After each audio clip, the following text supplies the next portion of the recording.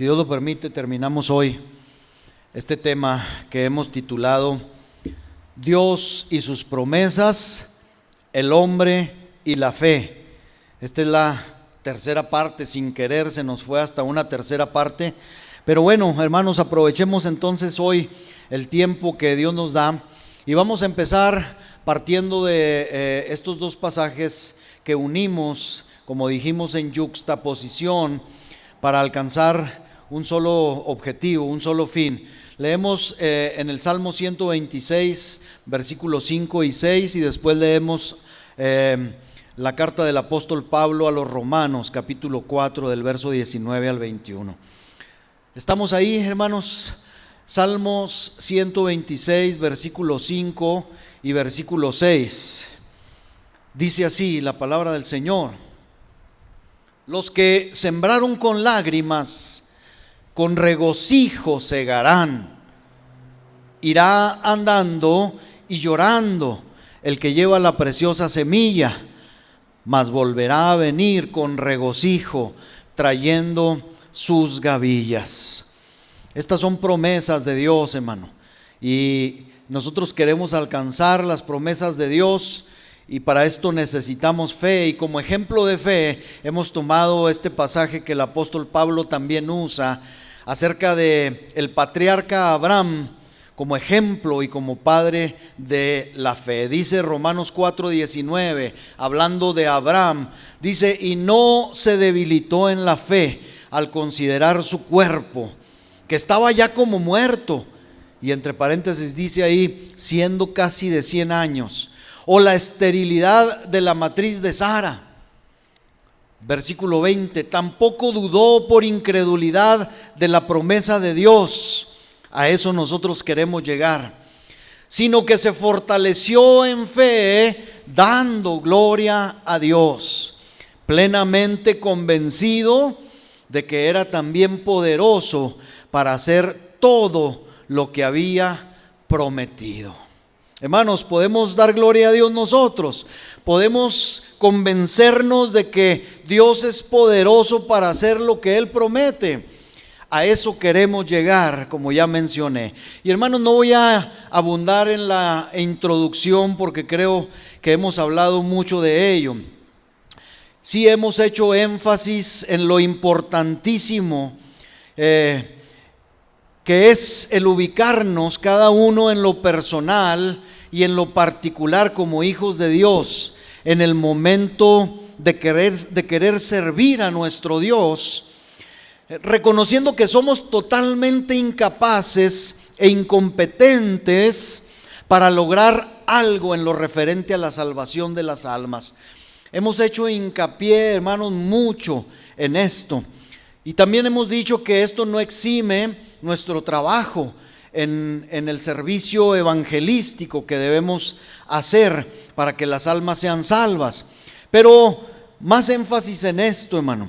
Así que si queremos alcanzar el cumplimiento de la promesa de nuestro texto y otras promesas más, hemos de comenzar siempre por ahí, dijimos, por conocer nuestra incapacidad, por reconocer nuestra ineptitud para ganar almas. Hermanos, no podemos ganar almas por nosotros mismos.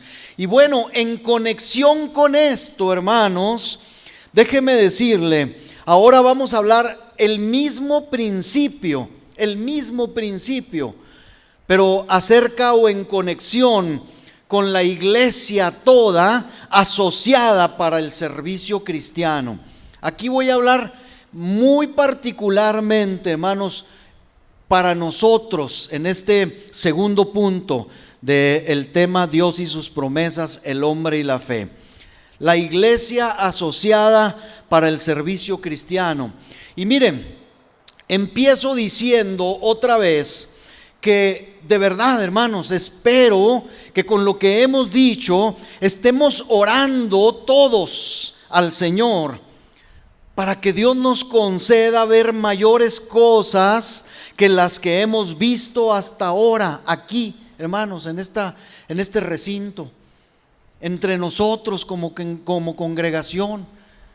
Ahora yo le digo, estamos orando, hermano, Estamos orando de verdad para que Dios, hermano, haga grandes cosas entre nosotros, para que estemos, yo de verdad, hermano, espero que estemos llenando el trono de la gracia con súplicas constantes para que Dios se mueva, hermanos, entre nosotros. Y yo le pido que anote, por favor, anote como una necesidad de oración, si es que no lo está haciendo. Anótelo, hermano, por favor. Ore para que Dios se mueva entre nosotros de una manera especial y poderosa, salvadora. Mire, ya dijimos que como una preparación para la obra de Dios ha de realizar, para la obra que Dios ha de realizar en medio de nosotros, será una cosa muy bendita.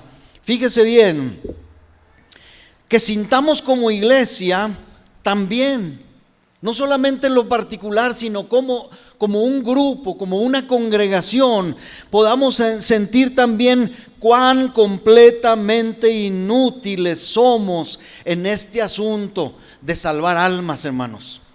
Y ahorita me va a entender por qué le digo esto. Podemos como congregación, para los que ya tienen tiempo con nosotros, testificar que en este lapso de 10 años o más, el otro día me decía mi esposa, oye, no hicimos un festejo por el aniversario de los 10 años. Y ya pasaron, hermano, más de 10 años.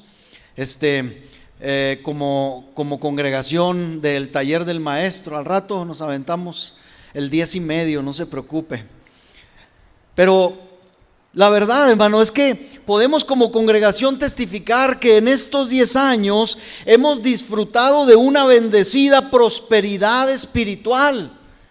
Yo puedo testificar de eso, de tal forma que podemos decir que Dios ha derramado una bendición o su bendición espiritual hasta que ha sobreabundado sobre nosotros. Yo puedo testificar esto, hermano. Usted o alguien podrá decir, hermano, pero son muy poquitos, ¿cómo puede testificar? Aún, hermano, siendo pocos, Dios nos ha bendecido y nos ha bendecido mucho, esa es la realidad. Sin embargo, espéreme, me temo que en esta bendecida etapa de nuestras vidas pueda venir la tentación de apoyarnos en el brazo de carne y atribuir, escuche bien lo que le voy a decir, hermano, porque se trata aquí otra vez que como congregación nos cuidemos de estas cosas que voy a mencionar.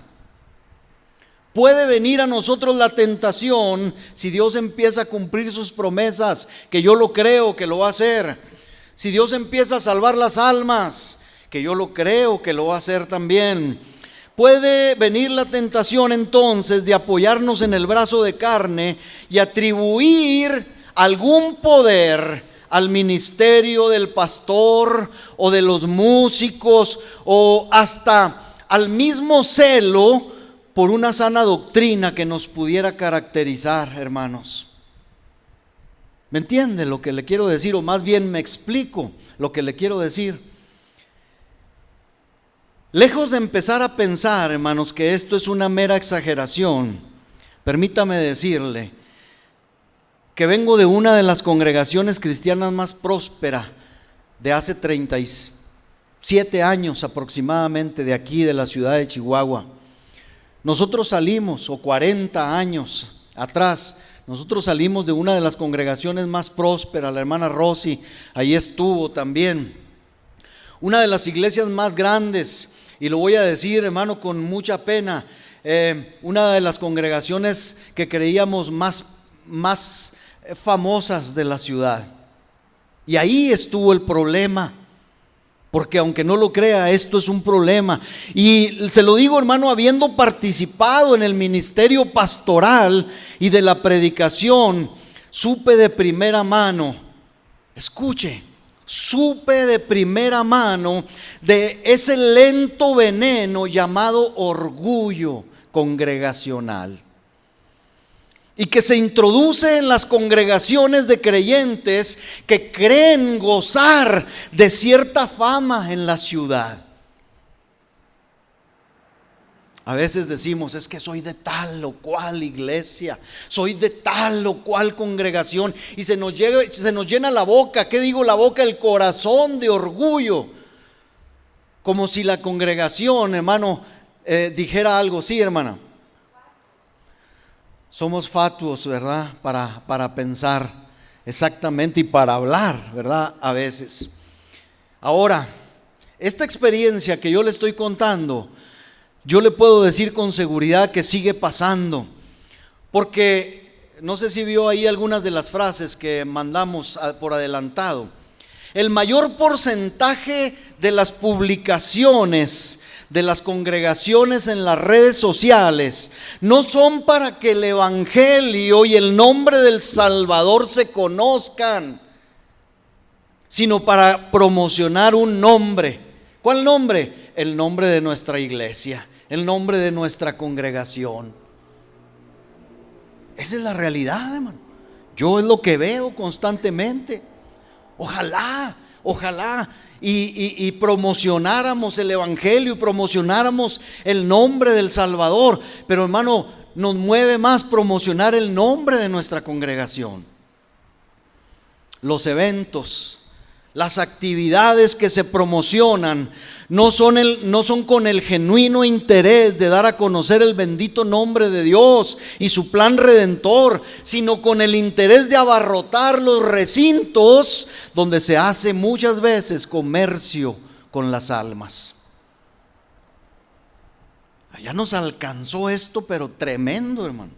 Ahora no solamente, hermanos, pedimos para todo lo que se nos ocurra. Hace poco oía que hermanos, pues vamos a construir creo que sí les comenté, no una pila bautismal, vamos a construir una alberca. Pero pues si necesitamos construir una alberca, hermano, empiece a soltar, están muy caros los ladrillos, dijo la hermana. Y luego pasa otra cosa y llega los primeros días del año y empiezan a decir, vénganse las primicias. Y así sucesivamente. Y ahora, no conforme con esto, nos hemos americanizado mucho. Ahora los pastores escribimos libros, pero no crea que para bendición, no, escribimos libros para vender libros a la congregación también. Y hermano, todo es un comercio con las almas, estamos comerciando con las almas. Y eso es lo que estamos transmitiendo a través de las redes sociales. No el nombre del Salvador, no promocionamos el plan redentor salvador de Dios, promocionamos el nombre de nuestra congregación y nuestros intereses personales. Por lo que este mensaje, hermanos, se dirige a nosotros todos aquí presentes como congregación local, para que nos despojemos anticipadamente y de una vez por todas de ese vicio detestable y abominable llamado orgullo, y que es, hermanos, tan perjudicial y dañino para nosotros, pues además de debilitar el alma, fíjese bien, es abominable para nuestro Dios, tanto que la mayoría de las veces, se lo voy a decir otra vez de primera mano, cuando esto no se desecha a tiempo, escuche, Dios permite que todo se derrumbe para que se descubra nuestra desnudez y dejemos de creer que somos de alguna manera excelentes en lo que hacemos, hermanos. Eso fue lo que sucedió hace años con nuestra congregación aquella. Se desmoronó casi en su totalidad y no se ha recuperado, Entonces, hermanos, no esperemos a esto. Permitamos, hermano, que Dios arranque de nosotros cualquier cosa que no le glorifique. Como congregación somos todos tan incapaces de desarrollar un buen servicio, sobre todo en lo que respecta a la salvación de las almas, que sería, hermanos, que nosotros, comparable, que nosotros quisiéramos intentar formar un mundo. ¿Podremos formar un mundo, hermanos? Nos da risa, ¿verdad? Eso. Pues es lo mismo. Si nosotros creyéramos, hermanos, aquí en la ciudad, ser la gran congregación de la doctrina excelente. Hermano, yo no estoy exento del error. Yo no estoy exento de la equivocación. Yo mismo sigo aprendiendo todos los días y necesito. Hace unos días, o hace algunas semanas más bien, le decía a mi esposa: ¿cuánto necesito yo, el hermano Rodolfo, el pastor, tener a un consejero cerca de mí? Y no subestimo, hermanos, a ninguno de ustedes como varones y su amistad, pero como pastor yo necesito, hermano, a alguien que me aconseje a veces, que me entienda, con quien compartir. Y mi esposa me recomendaba a alguien por ahí, y no, hermano, no lo desecho, sino que lo oro más bien. Yo quiero, con el favor de Dios, hermano, acercarme a alguien porque lo necesitamos, porque, hermano, su pastor no está libre del error. Su pastor necesita aprender, y aprendemos todo lo que podemos, hermano, a solas con Dios, que es lo mejor. Pero, hermano, necesitamos también que alguien de repente nos diga: corrígete, te está saliendo, ¿verdad?, del camino. Entonces, nosotros, hermanos, todos necesitamos precisamente entender que también somos incapaces como congregación de desarrollar ese servicio, hermanos, que respecta a la salvación del alma o de las almas. Somos muy incompetentes, hermanos, porque querer generar un genuino avivamiento por esfuerzo propio es querer hacer girar las estrellas sobre sus órbitas. Somos pobres vasos, hermanos, de barro en esta materia de la evangelización y de la salvación. Cuando hablábamos hace unas semanas acerca de Pedro y de su llamamiento, donde el Señor le dice a Pedro que lo haría pescador de hombres, y decíamos: se oye muy bonito, ¿se acuerda? Se oye muy romántico, se oye muy cristiano. Pero la realidad de las cosas es que Pedro tuvo que aprender por sí mismo que ejercer ese ministerio, que ejercer ese llamado, no era tan sencillo, no era tan romántico, no era tan cristiano como él creía en el buen sentido de la palabra. ¿Se acuerda el ejemplo que poníamos la semana pasada, donde Pedro dice: ¿por qué se amotinan las gentes? ¿O por qué Pedro no tomó otro pasaje de la Escritura, sino que tomó ese pasaje del Salmo 2? Y ahorita lo vamos a recordar precisamente. Perdón, hermanos, esta mosca ya me trae. Ya ve, hasta mosquiento está su pastor. Miren, como congregación tenemos que atender a estas cosas, hermanos. ¿Por qué le digo esto? Y usted no me va a dejar mentir. También se lo voy a decir de primera mano lo que sigue. A duras penas podemos orar. A duras penas. ¿A cuántos de ustedes no les cuesta orar, hermanos? A mí me cuesta orar. Orar en su debido orden y en su debida forma. No estoy hablando de orar por los alimentos, es más, también por los alimentos, porque oramos, hermano, a veces no oramos, a veces rezamos por los alimentos. A veces hacen mofa de nosotros donde dicen que: Señor, lo que te digo ayer te digo hoy, y vámonos al sartén, ¿verdad? Esa es la realidad. Usamos frases ya repetidas todos los días. Y si se trata de orar, hermano, como para acercarnos a Dios y tener comunión con Dios, ay, hermano, ¿cómo cuesta? ¿Cómo cuesta? Entonces, a duras penas podemos orar, y esto no sin la ayuda de Dios, sin la cual nuestras oraciones son un remedo o una burla. Esa es la realidad. Con batallas y esfuerzos podemos predicar, pero sin la ayuda de Dios nuestra prédica no es sino una aburrida historia contada sin poder y sin energía. ¿Ha escuchado, hermano, mensajes así? A lo mejor de mi parte he escuchado a lo mejor muchos textos bíblicos, pero como que algo faltó. Pues, hermanos, es que si Dios no está, si el Espíritu no vivifica la palabra, hermano, la palabra, la letra mata, dice la Escritura misma. El Espíritu vivifica. Con batallas y esfuerzos podemos predicar entonces, pero no sin la ayuda de Dios.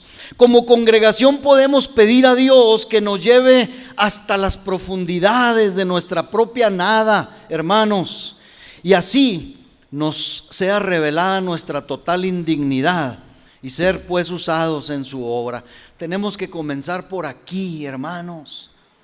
Tenemos que comenzar por aquí. Como iglesia necesitamos ser conservados humildes delante del Señor.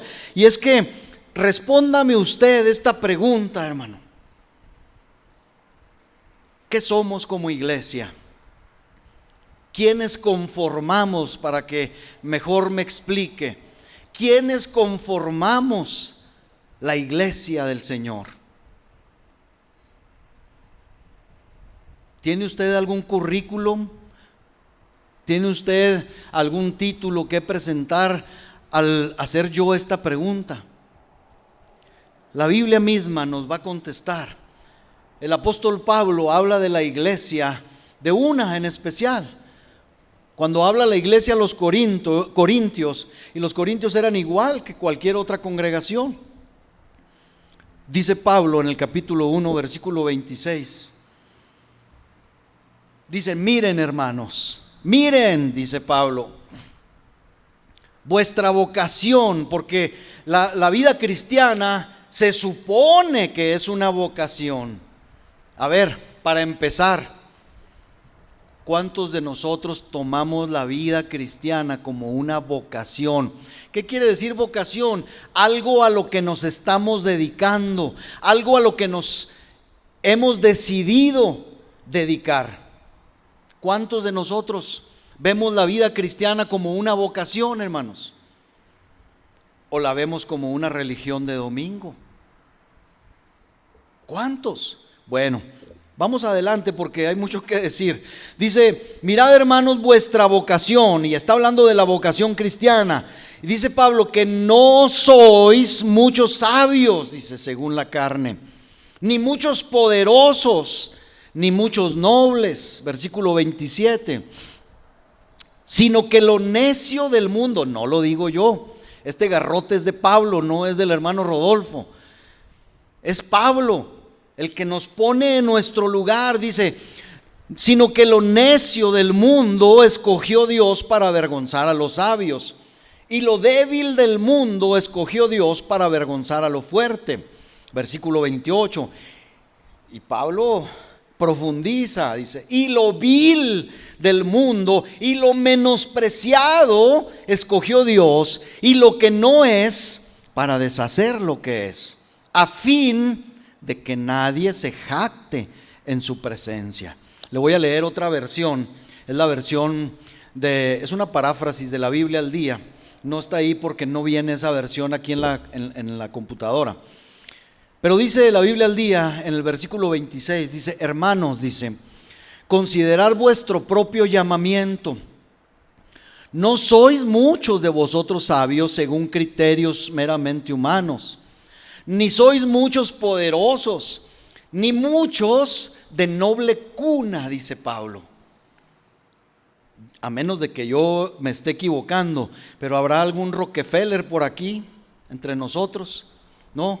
¿Algún Musk, pariente de él, de Elon Musk? No, tampoco. Bueno, ya un Ballina de los de por aquí más cerquita. No, un Terrazas. No, tampoco. Qué bueno, entonces Pablo no se equivoca, ¿verdad? No se equivoca Pablo cuando habla de esto. Dice: no, la iglesia, ustedes, congregación de los corintios, dense cuenta. No tienen nada en qué fijarse en ustedes mismos.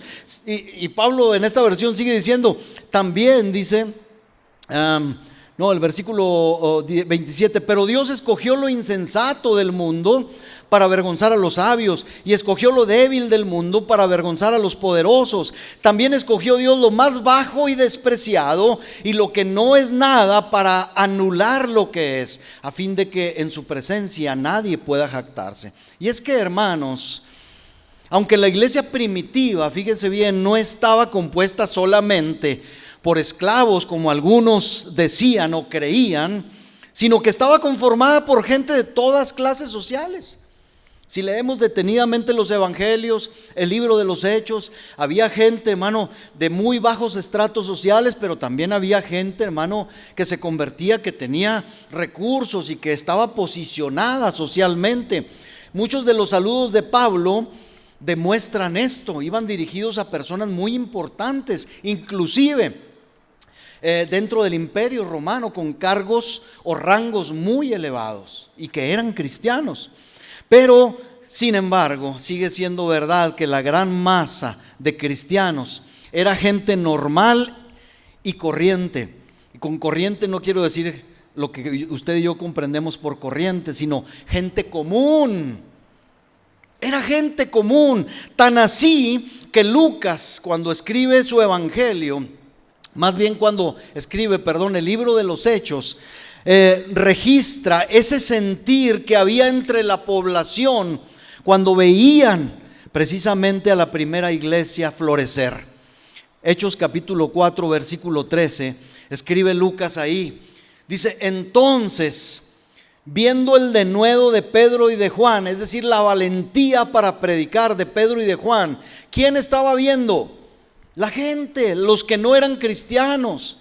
Cuando veían a Pedro y a Juan envalentonarse y predicar con poder la palabra de Dios, dice, y sabiendo que eran hombres sin letras y del vulgo, es decir, comunes, se maravillaban y les reconocían que habían estado con Jesús. Entonces, hermanos, no estoy diciendo yo una mentira, no está diciendo Pablo una mentira, no está diciendo Lucas una mentira. La iglesia, hermanos, la conformamos gente común, gente común. Sin embargo, fíjese, ahí por ahí leía un filósofo griego llamado Celso, allá por el segundo siglo, que era, por cierto, un gran opositor del cristianismo primitivo. Decía que precisamente por la atracción que, decía él, ejercía el cristianismo entre la gente sencilla, y que él ridiculizaba por eso el cristianismo, porque decía, no hombre, fíjese lo que decía este hombre de los cristianos. Él escribía: los vemos en sus casas, tejedores, zapateros, albañiles. Dice, la gente más vulgar y analfabeta, decía este hombre con desprecio acerca de los cristianos. Y espérese, decía que los cristianos eran un enjambre de mosquitos, como ese que traía yo ahorita aquí, como hormigas saliendo a rastras de su hormiguero, decía, como ranas celebrando una conferencia en un pantano, decía este hombre de los cristianos, o gusanos en un montículo de barro. Así nos veía este ingrato. ¿Cómo la ve? Así veía a los primeros cristianos. Hermano, ¿y usted cree que las cosas han cambiado? La gente así nos ve, dice, ay, pobrecitos hermanos, pobrecitos aleluyos, ignorantes, fanáticos, ciegos por la religión. No, hermanos, claro que no. Usted y yo sabemos lo que hemos encontrado. Entendamos esto, hermanos. Esa era y es y sigue siendo precisamente la gloria del cristianismo. Sí, que siendo gente común, Dios se complace en usarnos. Dios se complace en que nosotros seamos, hermano, como decíamos la semana pasada, como si Dios rogara por medio de nosotros a la gente: reconcíliense con Dios. Esto es maravilloso. Esto es maravilloso. Hermanos, el mayor privilegio que yo tengo es de tomar este lugar y de tomar en mis labios esta bendita palabra y exponerla ante un auditorio, aunque sea de 1, de 2, de 3.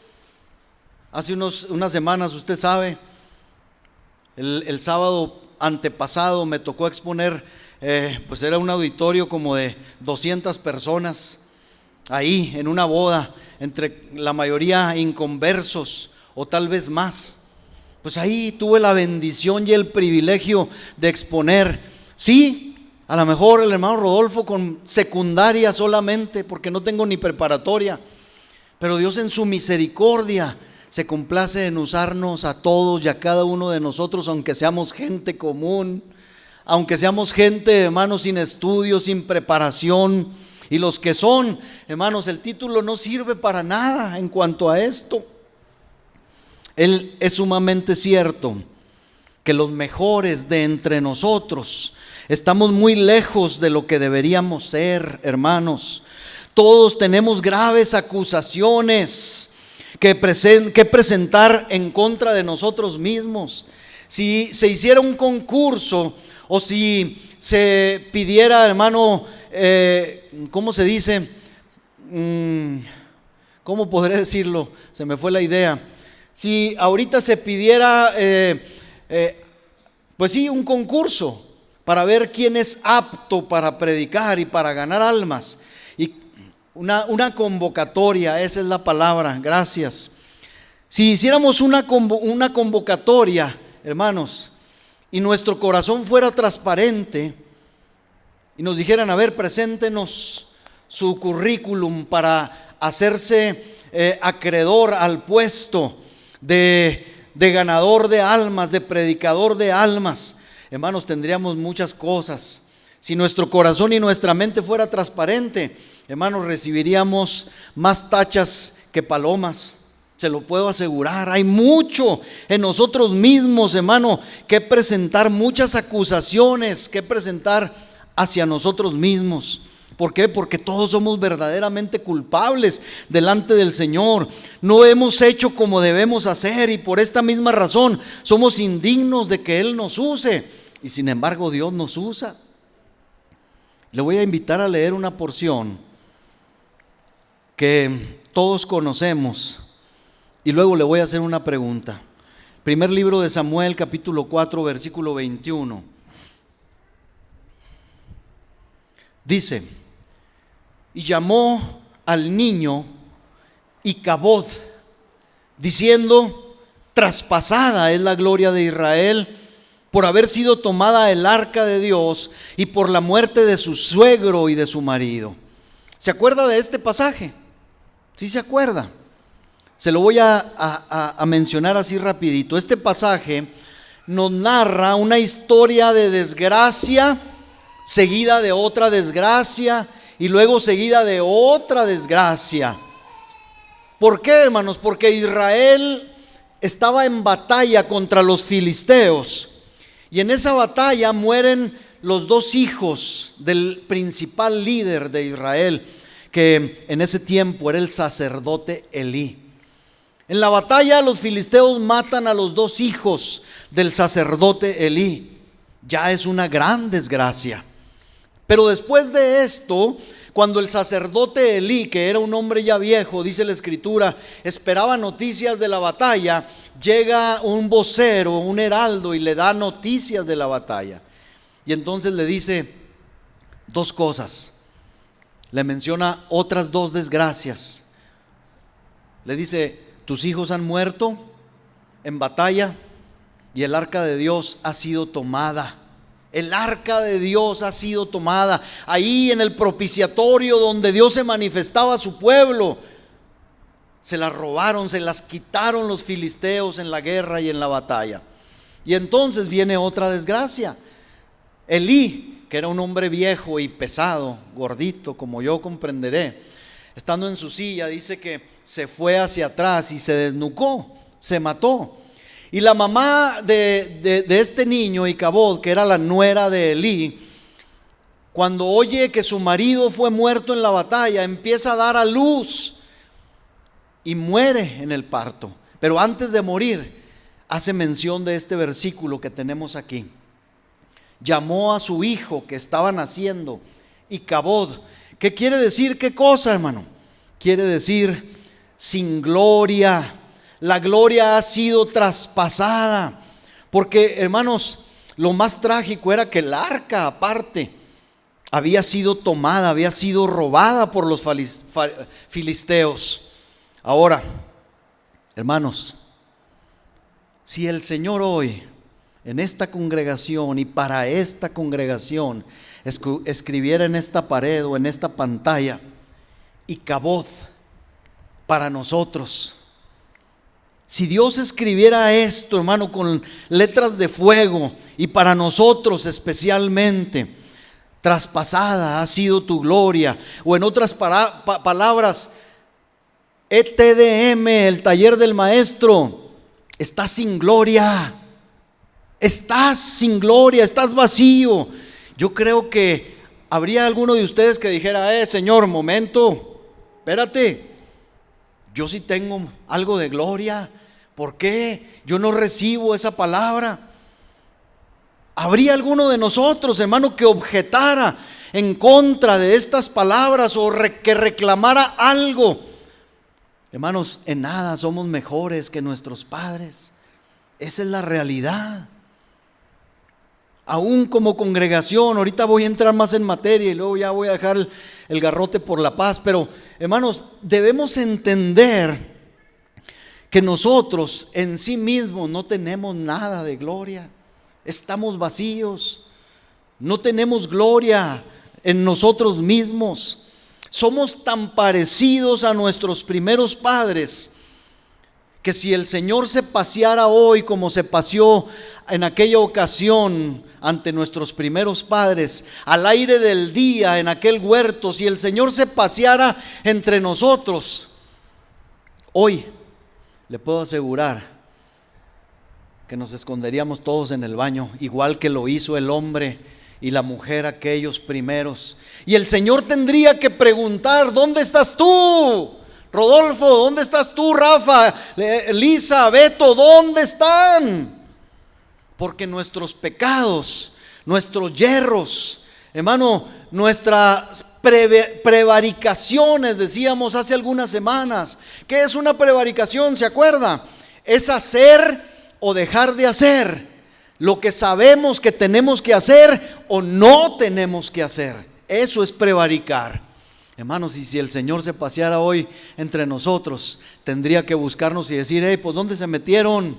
¿Dónde están? Esa es la realidad. Nuestros yerros nos avergonzarían y nos harían escondernos delante de Él. Le voy a hacer una confesión más antes de terminar con esto. Es algo que muy frecuentemente oro, y lo oro porque lo temo. Y es que hay algo que me sobrecoge, hermanos, y mi temor es que nos lleguemos como congregación, escuche por favor, como congregación nos lleguemos a acostumbrar al constante sonar de las palabras reprensoras del Señor. Y que si el mensaje amonestador lograba sobresaltarnos antes y la honesta verdad nos conmovía, llegue el día, temo, en que esto ya no sea así. Y es que escuchemos esto, amada iglesia.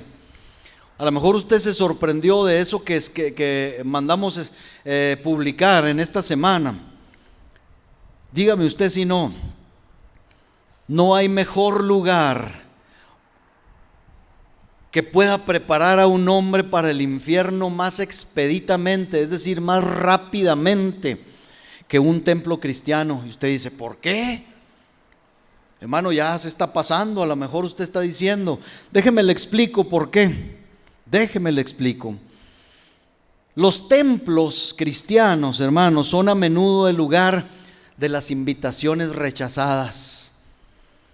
Dios, a través de su palabra, muchas veces nos invita a hacer cosas o a dejar de hacer cosas, como decíamos ahorita. Y yo aquí, hermano, yo puedo ver que todos puedan asentir con su cabeza, pero yo no sé lo que su corazón realmente hace o no hace. El templo o los templos es el lugar de las amonestaciones desatendidas e ignoradas, hermanos. Estas mismas amonestaciones desatendidas, ignoradas, estas invitaciones rechazadas, déjeme le digo, serán usadas un día en nuestra contra, el día de los grandes juicios de Dios. Y el Señor nos dirá, te hablé una y otra vez, y parecía que delante del pastor o delante de los hermanos decías que todo iba bien, aceptabas, asentías con tu cabeza, pero en tu corazón rechazaste las invitaciones, rechazaste las amonestaciones, las desatendiste, las ignoraste realmente. Mire, aquí entre nosotros podemos lograr ser grandes actores, hermanos, y hacer como que escuchamos y no escuchamos. Podemos agachar la cabeza ante la reprensión, pero no rendir el corazón con verdadero arrepentimiento. Podemos simular bien hasta el punto de parecer trigo dorado que nos mecemos aquí, cuando en realidad somos como cizaña confundiéndonos en medio del trigo. ¿Quién puede saber esto? Solo Dios. ¿Y qué podemos hacer los ministros del Evangelio?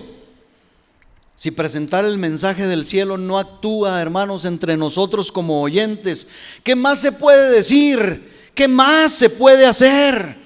La obra se torna imposible a veces para nosotros, pero por eso vamos a renunciar, hermano, al intento de esparcir la buena semilla. No, nunca se busca el rostro de Dios en vano, eso sí se lo puedo decir. Y si 2 o 3 o algunos o todos nosotros somos verdaderamente sensibles y no como soldados de chocolate que se derriten ante el primer exhorto o reprensión, veremos las promesas de Dios cumplirse en nosotros, hermanos. Y para retomar precisamente el tema de las promesas de Dios, y como le dije, dejar el garrote a un lado, déjenme presentarles otra promesa de Dios, pero no sin antes declararles que lo que acabo de decir antes de esto, hermanos, porque a lo mejor usted piensa, no, si se pasa el hermano, déjeme le digo, hermano, esto es bíblico, esto no debe de sorprendernos. Si alguno de nosotros creen que esto es demasiado exagerado, mire, en cuanto a las invitaciones de Dios y a la desatención de las amonestaciones de parte de la palabra de Dios, escuchen lo que dice Isaías.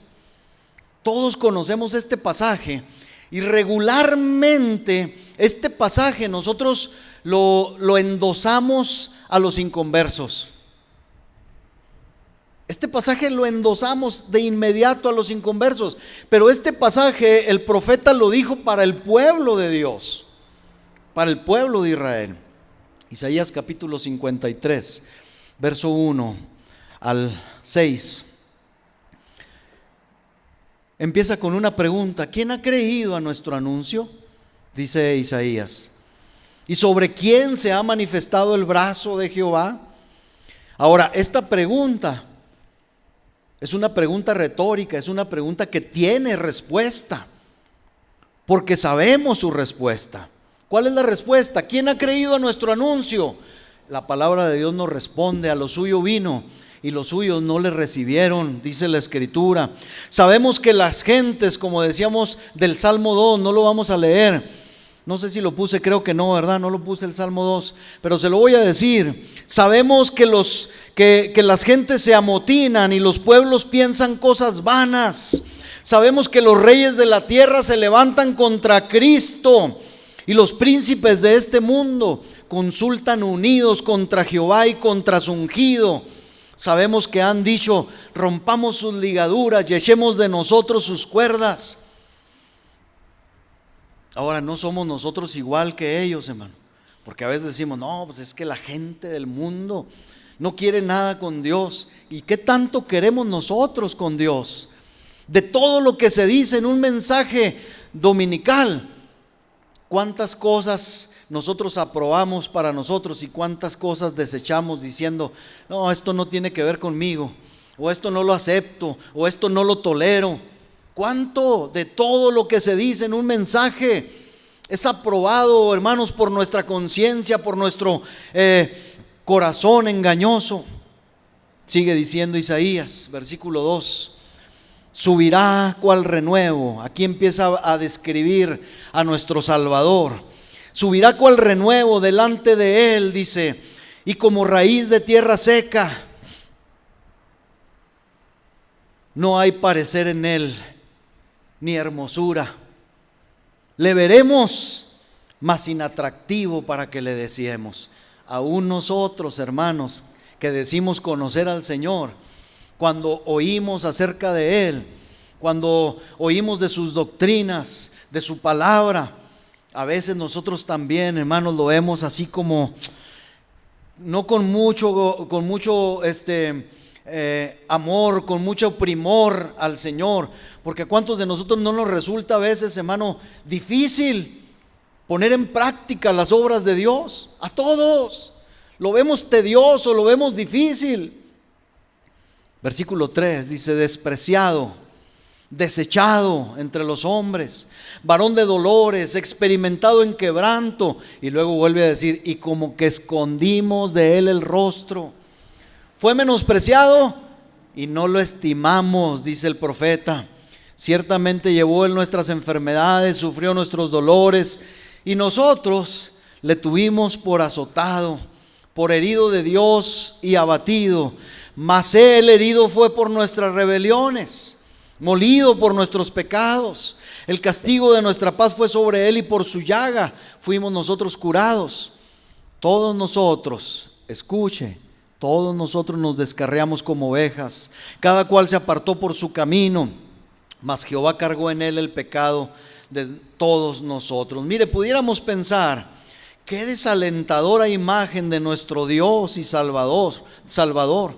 Pobrecito del Dios nuestro, porque esta fotografía clara de nuestro Señor nos indica que, hermano, pobre de nuestro Salvador, la condición vil a la que se sometió, su manifestación al mundo, no concuerda con las ideas del Mesías Salvador que cualquiera se hubiera hecho. Creció como una planta silenciosa, dice Isaías, inadvertidamente, cuando dice como raíz de tierra seca. Hermanos, él no tenía nada de la gloria que uno hubiera pensado hallar en un Salvador.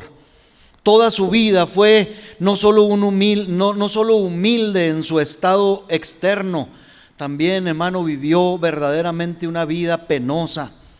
Hecho pecado por nosotros, vivió la sentencia a la cual nos expuso a nosotros el pecado. Porque dice: Jehová cargó en él el pecado de todos nosotros. Y mire, los corazones carnales nada ven en el Señor Jesús como para interesarse en él. Por eso dice: no hay parecer en él, ni hermosura, le veremos más inatractivo para que le deseemos. Las iglesias, las congregaciones están atestadas de gente, no que amen a Jesús, aman la sociedad que se forma en la congregación, las actividades que la congregación presenta, pero muchos siguen despreciando al Señor, o seguimos despreciando al Señor, y aún hoy, hermano, porque ¿cuántos de su pueblo, fíjese, cuántos de su pueblo, por cuántos de nosotros sigue siendo despreciado y rechazado, como decíamos ahorita, respecto de su doctrina y respecto de su autoridad? Escuche lo que dice Isaías. Dice que nosotros nos descarriamos, no dice que como cabras, dice como ovejas, y nosotros sabemos quiénes somos las ovejas. También las ovejas se descarrían, hermano, cada cual se apartó por su camino. Y esto no lo dice, le vuelvo a repetir, el profeta de las naciones vecinas, de Asiria, de Egipto, de Babilonia. Dice: de sus ovejas de Israel habla el Señor estas cosas. Sigamos leyendo, hermanos, porque viene la promesa. Isaías 53:10 dice: con todo eso, con todo, de que usted y yo nos incluyamos en esos descarriados, en esos que lo vemos no con tanto aprecio, sino que sin atractivo, sin hermosura, vemos estas cosas al Señor mismo. Con todo eso, dice Isaías, Jehová quiso quebrantarlo, sujetándole a padecimiento. Y luego viene lo bueno: cuando haya puesto su vida en expiación por el pecado, verá linaje, vivirá por largos días. La voluntad de Jehová será en su mano prosperada. Y aquí, hermanos, Esta palabra merece ovación, alabanza, hermano, porque después de todo hay una promesa que viene, hermano, en medio de todo esto. Y sigue hablando prometedoramente. El versículo 11 dice: verá el fruto de la aflicción de su alma y quedará satisfecho. Por su conocimiento justificará mi siervo justo a muchos y llevará las iniquidades de ellos. Después de ver tan dura vida a la que fue sometido nuestro Señor, una luz brillante que va en aumento se deja ver ya, hermanos. Verá linaje, dice, vivirá por largos días, la voluntad de Jehová será en su mano prosperada. Y déjenme le menciono la versión de Dios habla hoy, ese mismo versículo 10 dice: llegará a ver a sus descendientes, dice, por medio de él tendrán éxito los planes del Señor. Después de tanta aflicción verá la luz y quedará satisfecho al saberlo. El justo siervo del Señor liberará a muchos, pues cargará con la maldad de ellos. ¿No se goza de esta promesa, hermano? Nosotros estamos en el lugar correcto, el mismo que Isaías decía de Israel. Así estamos, hermano, nosotros, dándonos todavía el lujo de despreciar al Señor, de no encontrar mucho aprecio. Seguimos teniendo luchas hasta para venir a congregarnos, hermanos. Se nos hace tedioso, se nos hace difícil, pero Dios sigue siendo el mismo. Dice la Escritura, hermano, que Cristo prometió que vería el fruto de la aflicción de su alma y quedaría satisfecho. Así que esta es una promesa por la cual nosotros debemos de clamar con fe que se cumpla en nosotros. Esperamos ver conversiones de personas, hermanos, en este lugar y oír de muchos pecadores que clamen: ¿qué debo hacer para ser salvo? Tomemos la promesa de Dios para eso. Nosotros no podemos hacerlo, pero sí podemos esperar que el Señor lo haga, ¿verdad que sí? O tampoco eso podemos hacer. Yo creo que sí. Tenemos que hacer lo propio, pero el Señor hará, hermano, lo que nosotros no hacemos. Con una dichosa confianza debemos de continuar firmes, inconmovibles, abundando siempre en la obra del Señor. Hermanos, pongámonos de rodillas en oración, creyendo que el resultado no es fortuito, es decir, el resultado de la salvación de las almas no es casual, no es accidental, sino que Jesús, hermano, más bien a Jesús lo defienden sus heridas y sus llagas, a Jesús lo acredita su sacrificio, su dolor. No es casual, no es la buena voluntad del predicador. Es, hermano, que el Señor cumplió y dio el pago completo y perfecto, hermanos, y ante eso no se le puede negar nada al Señor. El Señor no se desdecirá, sino que cumplirá el deseo de su corazón. Y si nosotros tomamos su deseo como nuestro deseo también, este se cumplirá igualmente. Mire, si solo pudiera el Señor cautivar la mente y el corazón de nosotros como congregación, con este sentir de humillarnos delante de Él, sintiendo nuestro propio vacío, pero que a la vez creamos en sus promesas, veremos, hermanos, en algunos meses definitivamente bendición de almas como no lo hemos visto antes. Oremos que Dios envíe tal bendición y que suya sea la gloria por siempre. Tercer y cuarto punto, hermanos, muy breves para terminar. Quisiera aplicar a este breve punto a cada alma suplicante que está luchando ya con Dios en oración.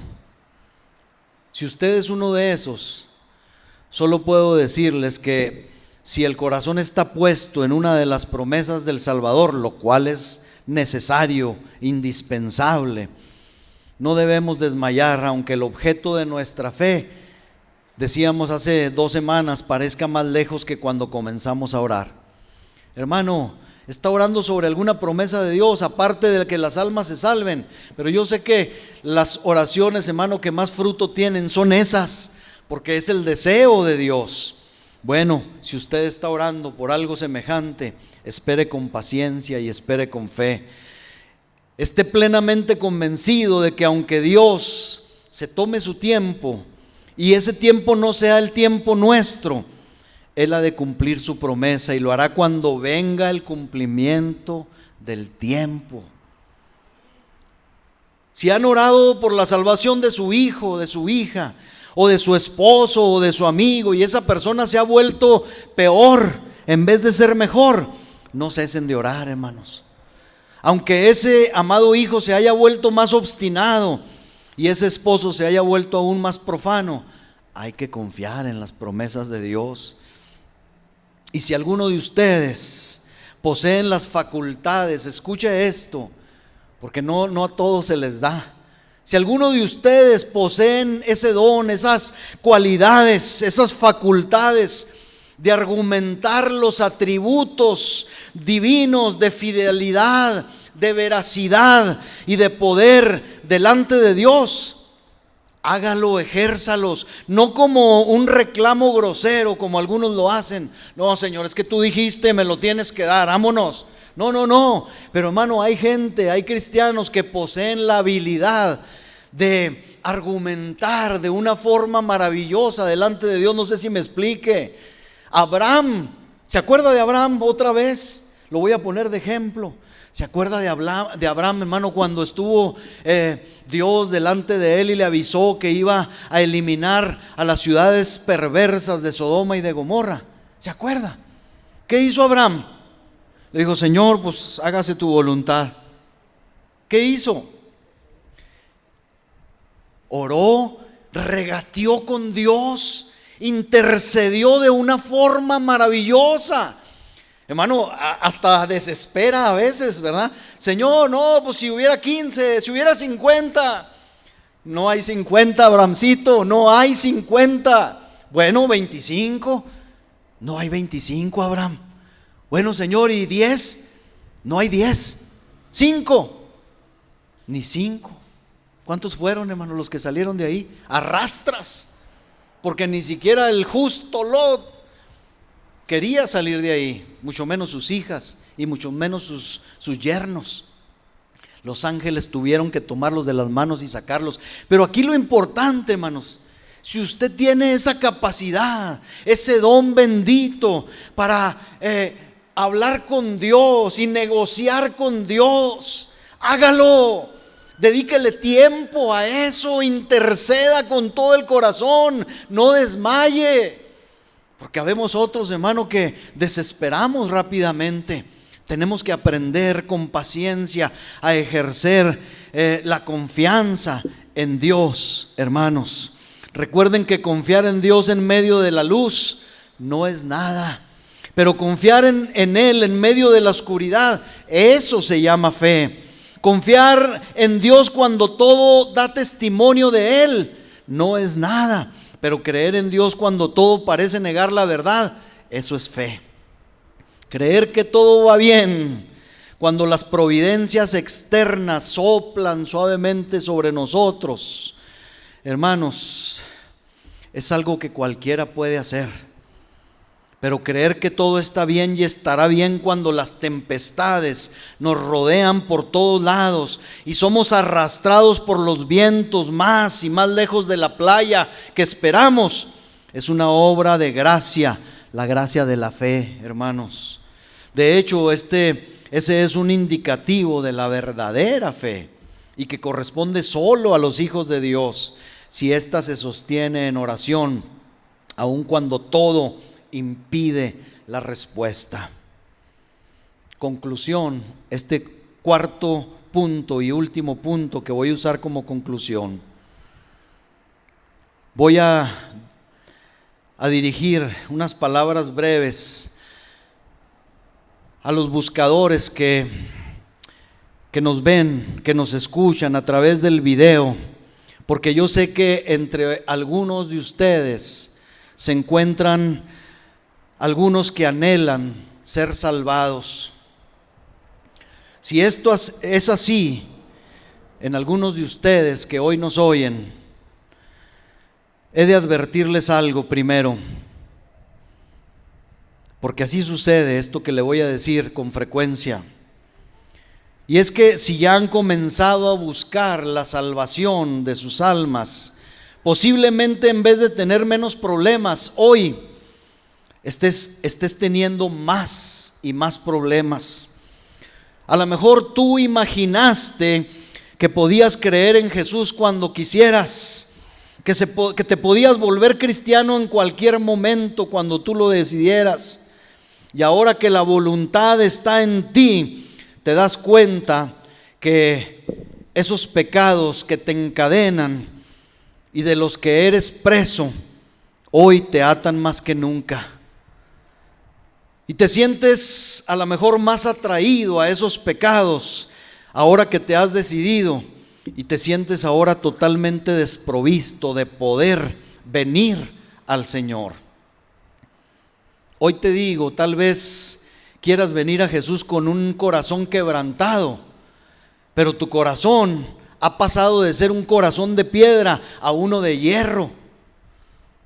Sientes que tu dureza, que tu incredulidad son tan grandes que no puedes ver la cruz del Señor, y mucho menos puedes ver la dulce mirada del que cuelga en la cruz. Y no estés pensando que soy cruel al decirte esto, porque es precisamente lo que Dios quiere de ti. Escúchame, el Señor quiere que vengas a Él rendido y vacío, desarmado por tu negro pecado, pero que no dejes de venir. Ven al Señor, porque el Señor que ahora no ves se manifestará a ti con claridad, llenará tu vida y reconstruirá cada una de tus partes con una vida nueva, con una vida gloriosa. Así que ven, hombre pobre de espíritu, que Él te dará la mayor riqueza. Ven así de muerto en tus delitos y pecados, que Él te dará vida verdadera. Ven así vacío e impotente, que Él te llenará y te dará nuevas fuerzas. Ven, tú que me escuchas, no dejes de venir al Señor. Si ya llegaste al punto de saber que no puedes hacer nada, recurre a uno que puede hacer todas las cosas. Hoy te digo que para ti, hombre, mujer que me escuchas, hay promesas de Dios para tu vida, porque la palabra del Señor dice en Romanos 10:13: porque todo aquel que invocare el nombre del Señor será salvo. Créele al Señor. ¿Lo has invocado? Te invito a que lo hagas. Si no lo has hecho, no te tardes más. Invócalo ahora diciendo: Dios, sé propicio a mí, pecador. ¿Estás dudando? ¿Todavía estás dudando?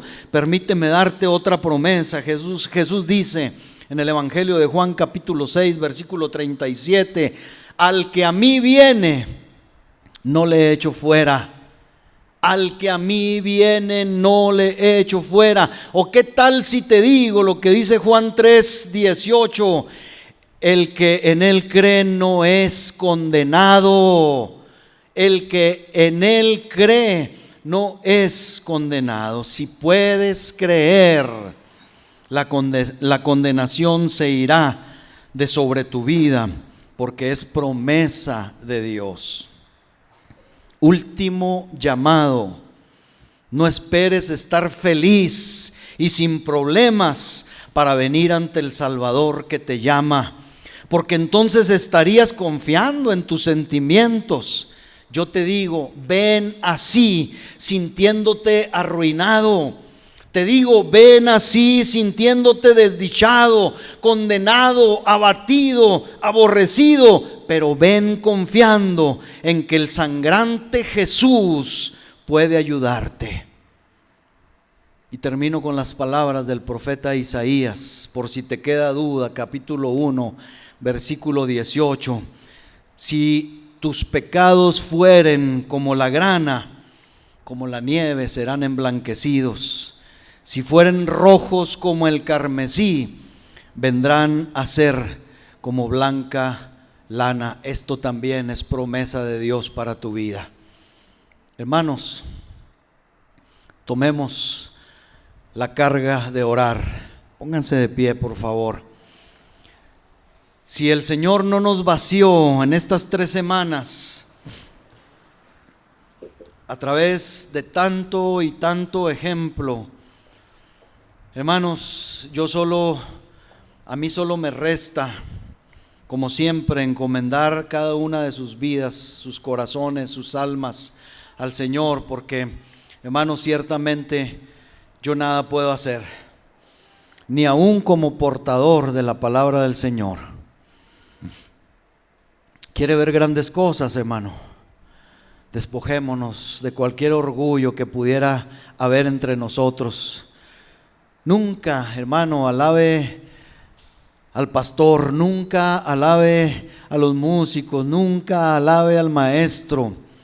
Hermano, pensemos que nosotros también estamos descalificados, pero pensemos que aún así, descalificados, vacíos, hermanos, el Señor quiere usarnos para la gloria de su nombre y alcanzaremos a ver las promesas de Dios cumplirse entre nosotros. Oremos en esta hora. Oremos por los perdidos hoy. Oremos por nosotros mismos.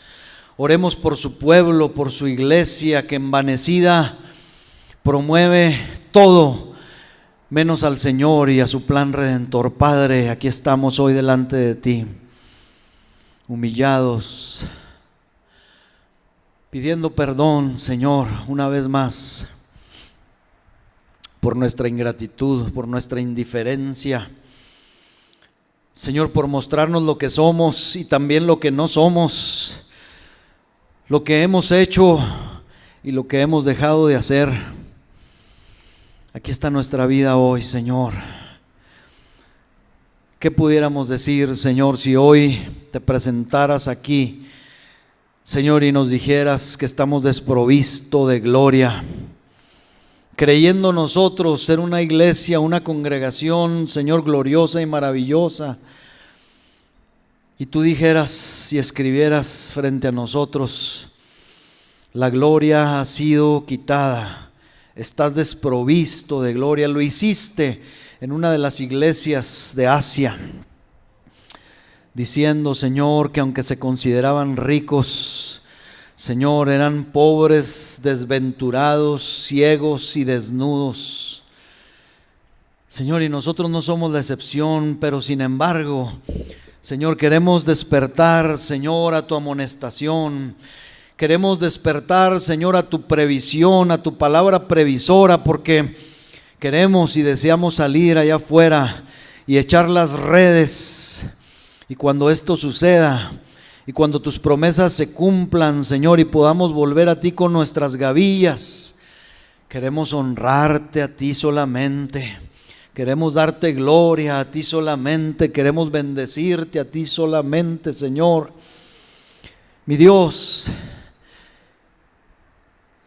dijo Pablo, ¿qué es Pablo? ¿Qué es Apolos?